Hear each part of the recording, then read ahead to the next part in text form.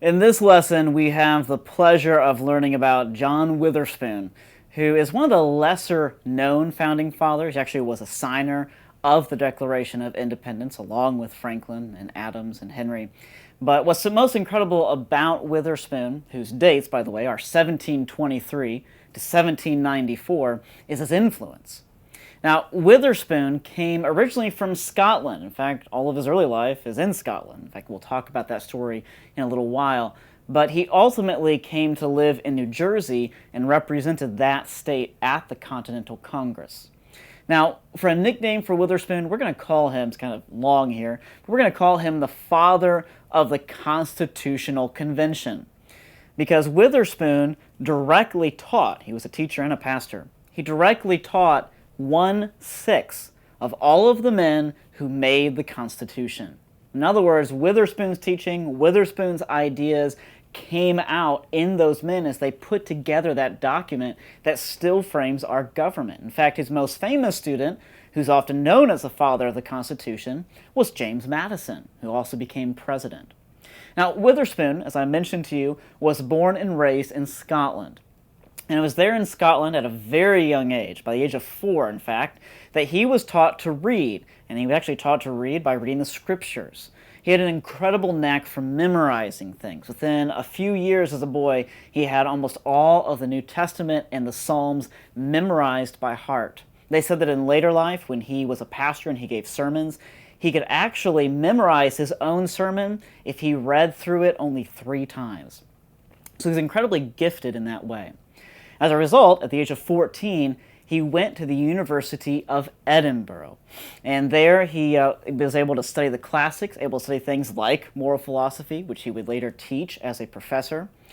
And it was during this time that he actually came into contact with some of the Scottish move towards independence, specifically the Jacobite uprising, which occurred in the year 1745. Now, this uprising, which was against the tyranny, as they saw it, of the English crown, failed, ultimately because the leader, Bonnie Prince Charlie, was betrayed.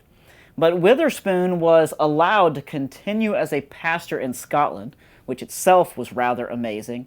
And there at the town of Paisley, where he was a pastor for several years, he really encountered a little bit of a conflict. And that conflict was this. Witherspoon taught biblical literacy.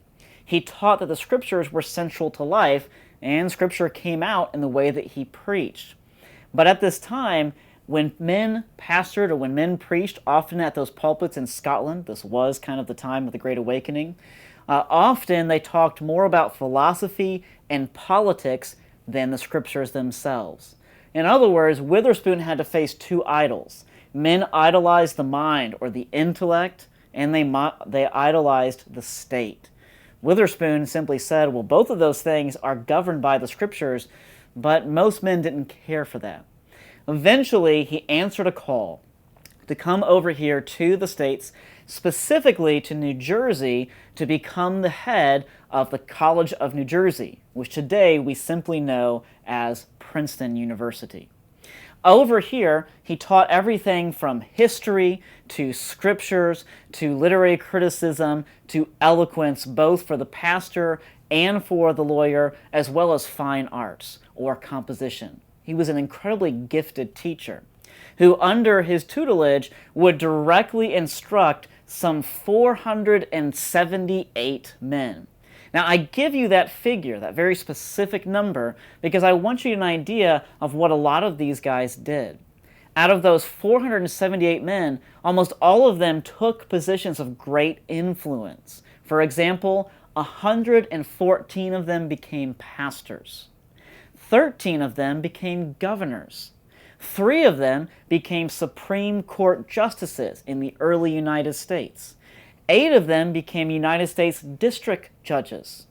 28 of them became senators. 49 of them became representatives. And as I mentioned earlier, he most famously taught and tutored James Madison, who became president. He had an amazing influence. As I mentioned earlier, he taught 1/6 of the Constitutional Convention.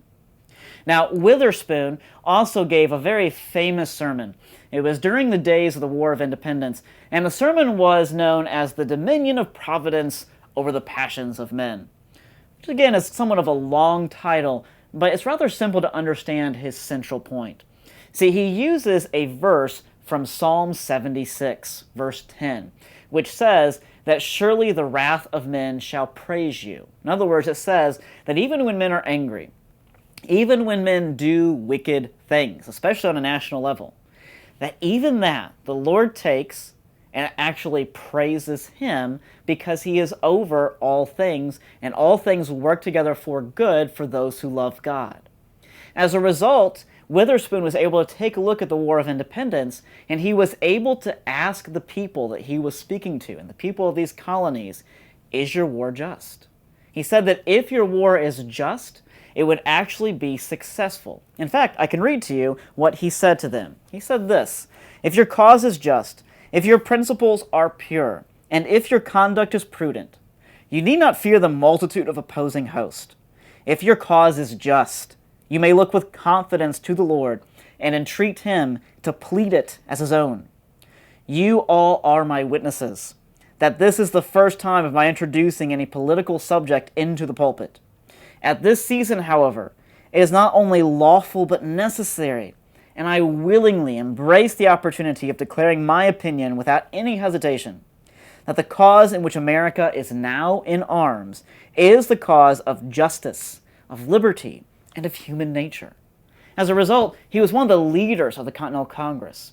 He was a man who you couldn't miss because he always wore his pastoral robes, and he was often the one who led prayers at the beginning of congressional sessions.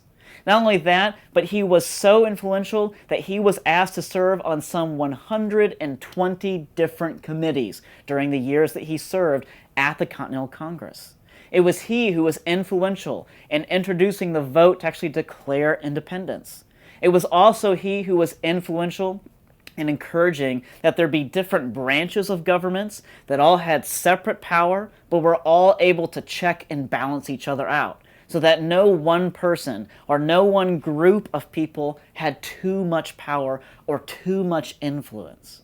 As a result, John Adams called Witherspoon a true son of liberty, someone who truly understood freedom.